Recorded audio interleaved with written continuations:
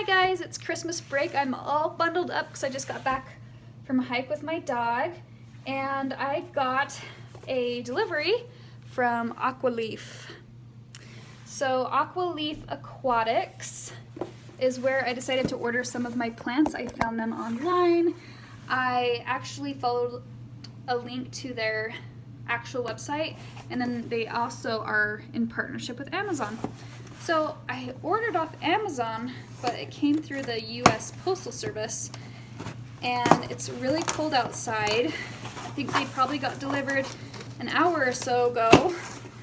So I'm gonna see how plants are delivered in the mail.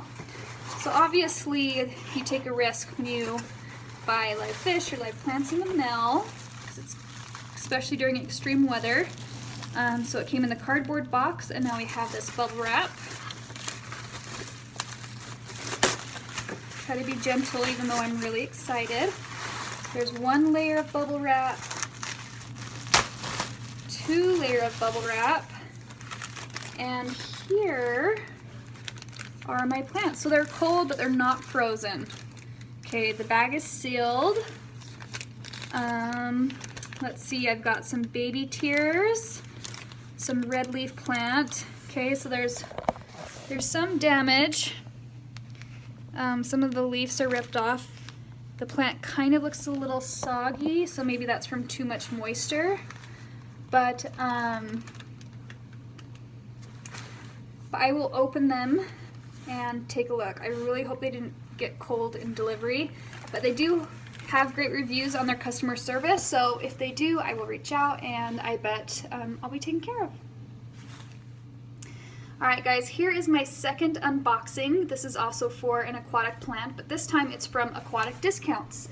So I believe Aquatic Discounts I ordered straight from their website.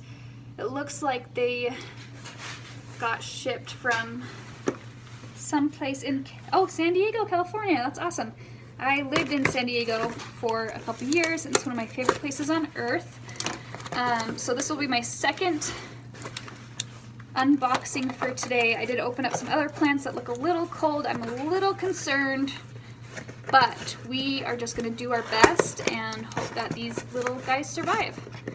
So just confirming my decision that I definitely won't order any fish by mail because it just doesn't seem right. Okay, so this one does not have bubble wrap. It's just in a plain plastic bag. So it looks like it's double wrapped in a plastic bag. This plant is very cold. It doesn't look frozen. However, it looks okay. I'm gonna go ahead and take these out of the packages, and I might have to get ready to plant a little earlier than expected. I got these 7 days earlier than expected, so I'm not quite as prepared as I would have hoped to be, but sometimes you just have to roll with it, right? Alright guys, no shipping label, so I don't have the names of these plants memorized, but I will look into it and we will go from there. Thanks! Alright, so these are the plants that came in the mail today. This is the one I was most excited about. It developed some bright red colors when taken care of. I'm a little concerned there's lots of leaves falling off, I think just from transportation. It is freezing outside, so I took a risk. It also came with this. I think this is some type of Java sword. Don't quote me on that. This I didn't expect, but it came in a bundle of 3. So I'm really excited for this. It's got some solid roots, and then this one actually does have a label. It's dwarf baby tears. This will be a foreground plant, which I might be able to plant today. So I'm gonna kind of de-thaw these a little bit, read up on some care, and then I might move forward on planting. Super excited. Okay, I did a little research, and I'm obviously still dressed in my winter gear because this seems kind of urgent to me. I want to make sure that these plants survive. Most everything online I read talked about how it's important to quarantine your plants anyway, which is something I was debating doing. So there's different ways you can clean your plants using different types of chemicals. However, I am going to choose not to use chemicals or salt because some plants are more sensitive to using salts, and I'm just not an expert.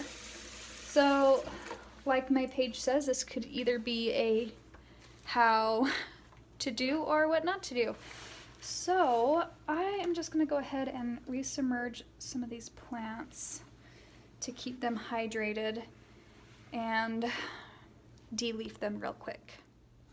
Okay, what I have done here is I gave the plants a quick rinse in some semi-cold water just to rinse any dead leaves off, any leftover egg smells, things like that. Some of the reasons why they recommend doing quarantine.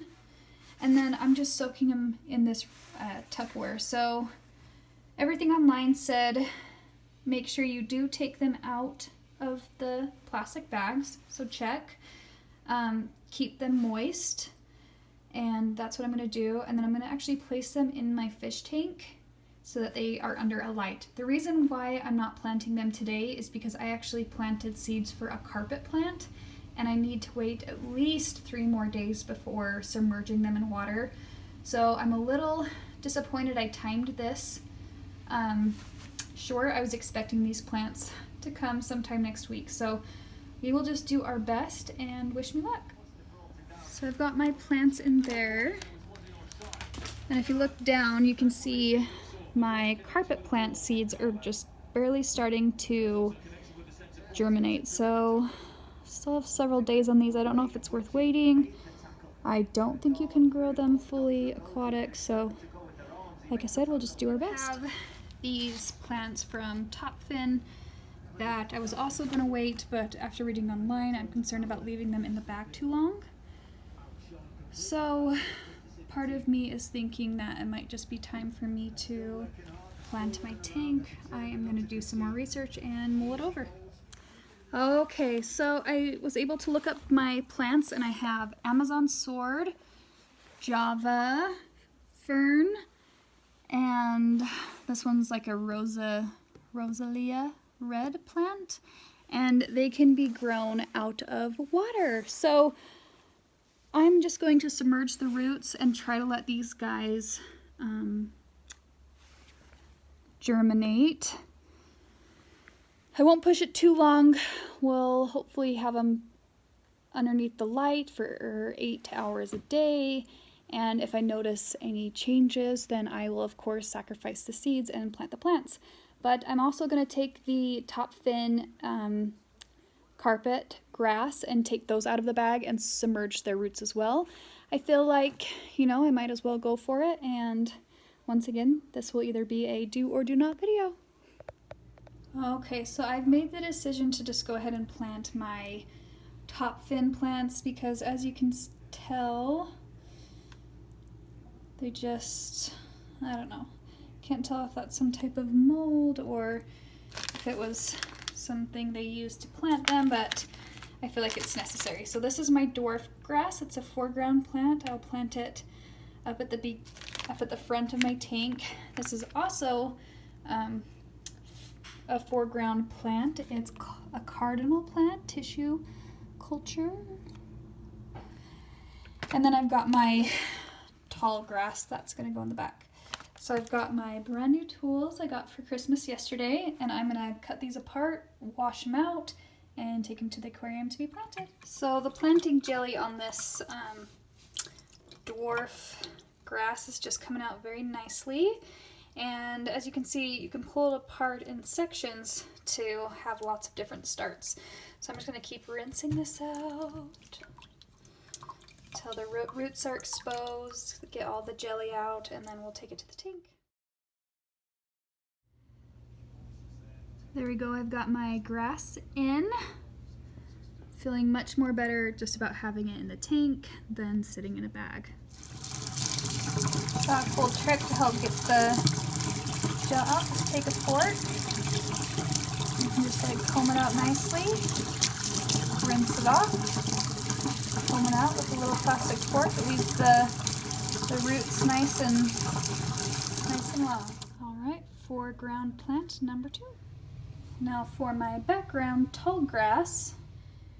So as you can see, I have planted several little areas. I'm trying to leave large gaps in between so that these plants don't eventually have to fight for nutrition. I didn't put any plant tabs down, however, I am planning on doing some type of liquid fertilizer. Also just hoping that my fish can help feed the plants through, yeah. So I will show you how I've been planting. I'm using this long tweezer with a bent edge.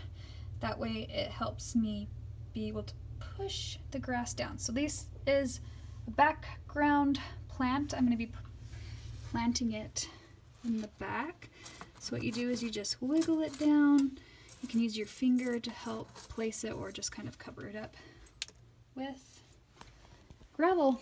So I've got my foreground and my background getting started. Alright, I went ahead and planted my first round of plants. Once again, I'm still waiting for these seeds to germinate, which is why my tank isn't full of water. However, I did try to make sure that my soil is completely wet so that at least the roots are submerged on all of my foreground and background plants. And then I've got the light shining for the seed germination. I put my aquatic plants in the corner that need to be planted as soon as possible. However, I decided to place the bowl there because I don't care as much if the carpet plant doesn't make it in that back corner. So what I'll do is keep this as moist as I can, and we will get the heater and water set up as soon as we can. All right, guys, moment of truth. I couldn't wait. Screw the seeds, and I started to plant my plants. All right, so what you see me doing here is super gluing my Java fern to the back of my driftwood. Now, gel is highly recommended, and after doing it with liquid super glue, I can see why I had to hold this plant in place for a lot longer than I would have if I used gel. But I wanted to use what I had at home. So we got the Java fern in, and now I'm doing my second carpet plant. This took a little bit longer than I thought, but I just pulled out the mesh where the roots had grown in and pulled the plant apart.